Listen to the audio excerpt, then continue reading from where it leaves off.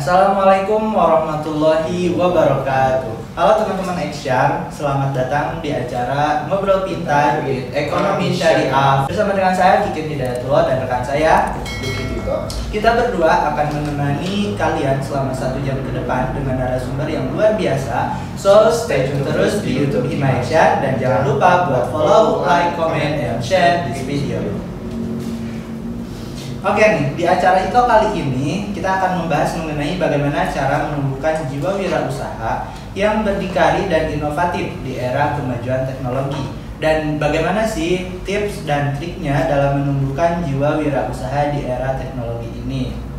Nah, pada kesempatan hari ini itu semua akan dibahas tuntas oleh narasumber kita yang sangat luar biasa. Beliau adalah seorang mahasiswa di UIN Sunan Gunung Jati Bandung yang saat ini sedang menempuh semester keempat jurusan Ekonomi Syariah. Pernah menjadi juara 2 Olimpiade Ekonomi Islam tingkat Jawa Barat. Kemudian aktif di beberapa organisasi seperti Fordes, Forum Studi Ekonomi Islam, Kembara, Keluarga Mahasiswa Kabupaten Bandung Barat. Selain itu, narasumber kita juga punya hobi yang cukup menarik nih, seperti olahraga, traveling, dan memasak.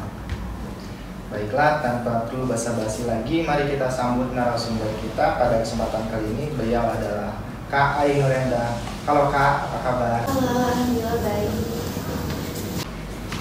Oke nih, nah kita sekarang udah sama narasumber kita yang luar biasa. Tapi sebelum kita ke sesi diskusi nih ya Kak, aku mau nanya dulu nih terkait tadi ya pengalaman organisasi di Fordes nih. Itu kira-kira kesan dan pesannya kayak gimana nih ikutan organisasi Fordes?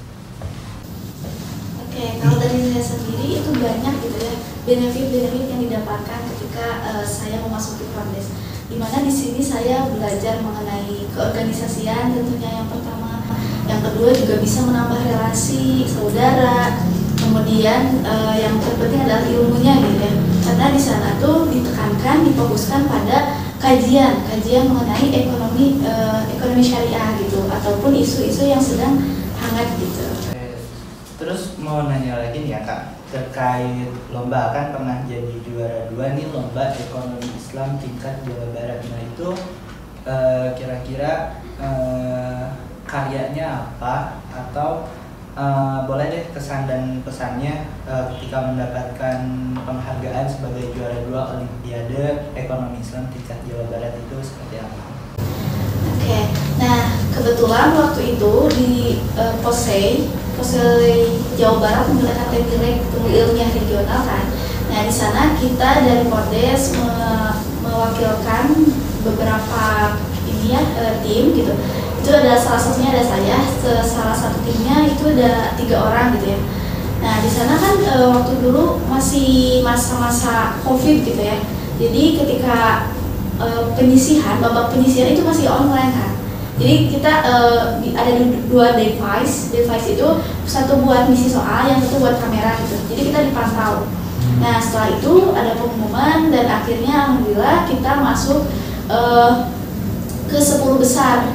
Nah alhamdulillah dari Fordes juga kedua-duanya itu masuk ya 10 besar. Dan akhirnya kita pergi ke Tasik tuh buat ngadain lombanya semifinalnya ke Tasik.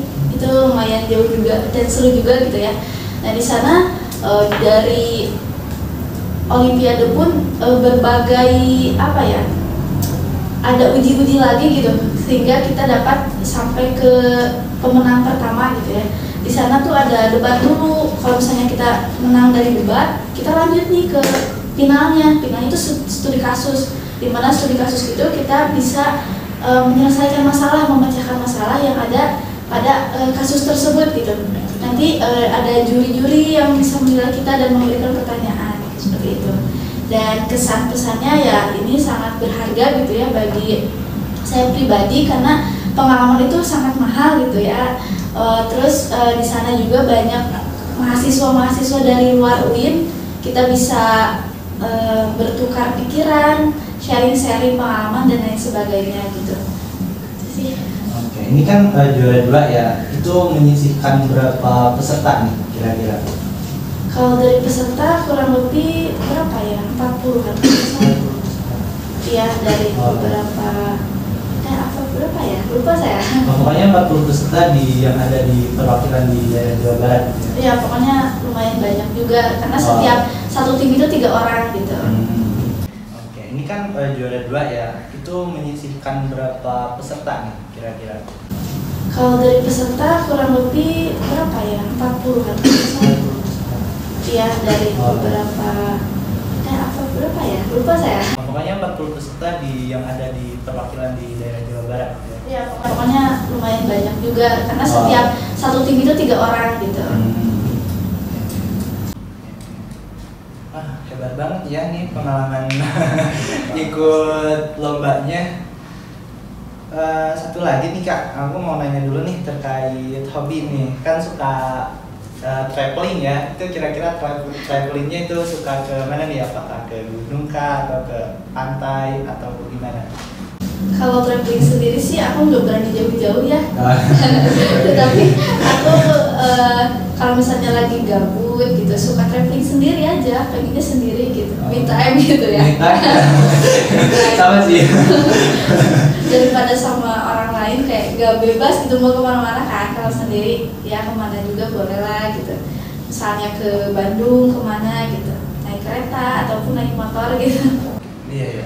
Tapi setuju juga sih, soalnya saya juga kalau misalkan mau traveling tuh emang lebih asik sendiri gitu. Soalnya ya kita bisa ngelakuin apa yang benar-benar kita suka gitu tanpa harus risih sama orang lain. Ya, ya bisa dibilang kayak gitu ya. Apalagi kalau misalnya kita gak enakan gitu lah. Iya, itu bener. Kadang lah kita pengen traveling kita jadi kepikiran sama orang lain.